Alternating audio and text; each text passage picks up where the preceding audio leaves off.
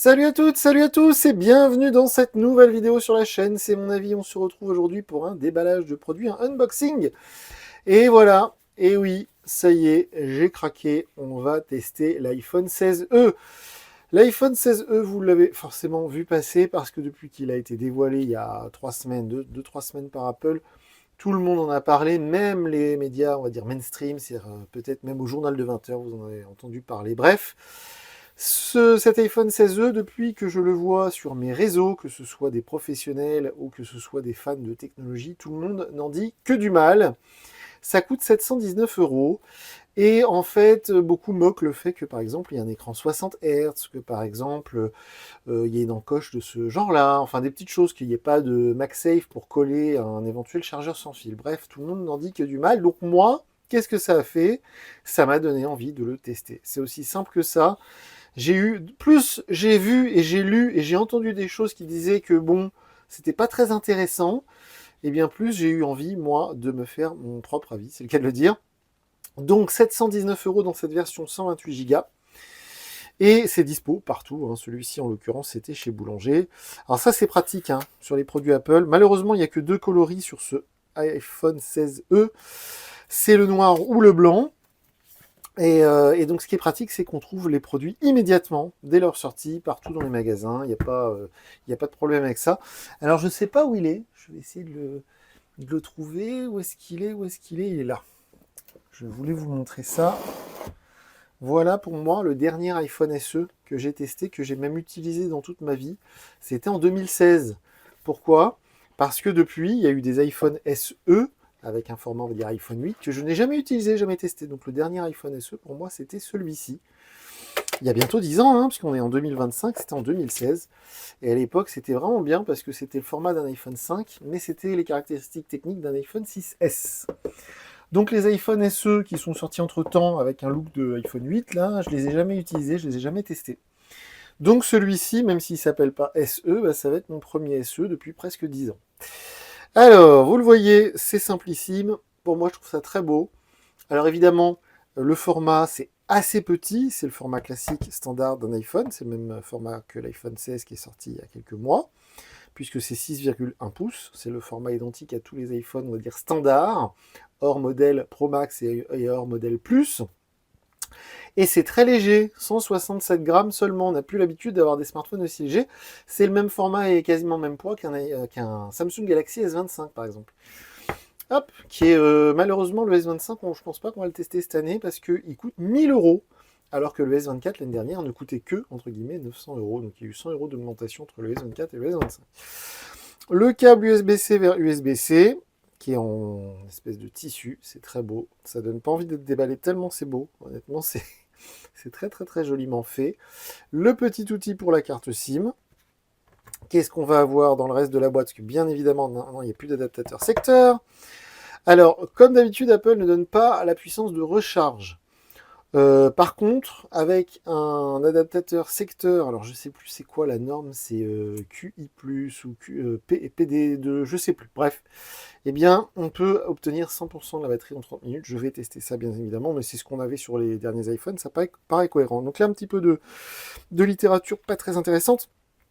Un truc intéressant, par contre, et moi, c'est ce qui éveille, par exemple, ma curiosité, c'est que là, on a une batterie de 4000 mAh. Alors, c'est pas les nouvelles batteries au silicone carbone, malheureusement. C'est une batterie, on va dire, standard, comme depuis toujours, là, depuis 10-15 ans. Donc, une batterie lithium polymère ou lithium-ion avec du graphite. Mais par contre, 5000 mAh, 4000 mAh, et c'est énorme pour Apple. C'est très rare.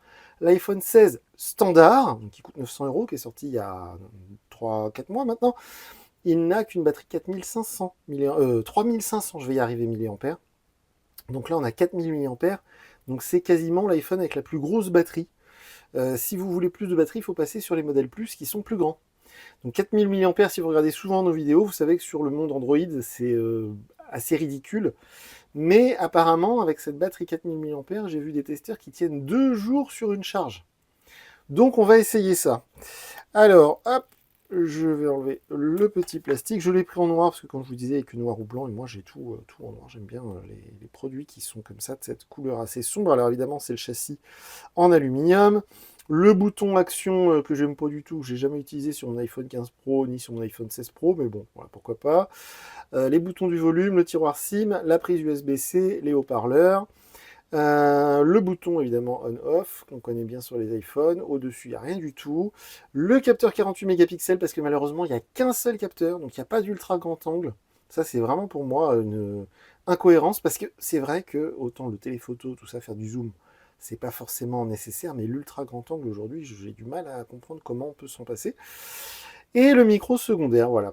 Petit clin d'œil sur le Motorola Razr 50 Ultra de mémoire, ou 40 Ultra, je sais plus, qu'on avait testé il n'y a pas longtemps sur la chaîne, qui coûte plus de 1000 euros, qui est un smartphone pliant, et qui lui non plus n'avait pas de capteur ultra grand angle. C'est assez étrange cette nouvelle mode des constructeurs d'arrêter de mettre ce genre de capteur. Bref. Par contre, le design est très sympa. Alors je vais l'allumer, mais ça va peut-être couper notre vidéo parce que je filme avec mon iPhone 15 Pro. Et s'il détecte un nouvel iPhone, ça va peut-être me couper la vidéo pour me proposer de transférer mes données.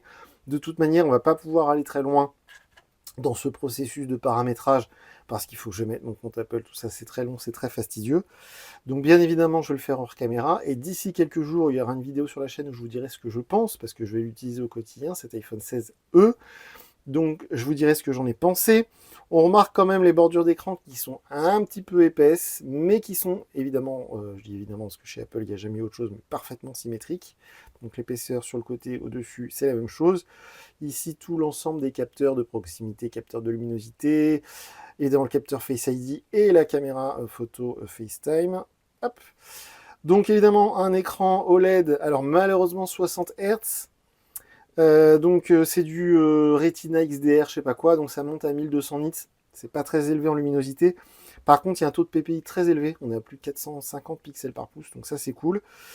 Et aussi au niveau du processeur, c'est le processeur le même que sur l'iPhone 16 tout court, si je dis pas de bêtises.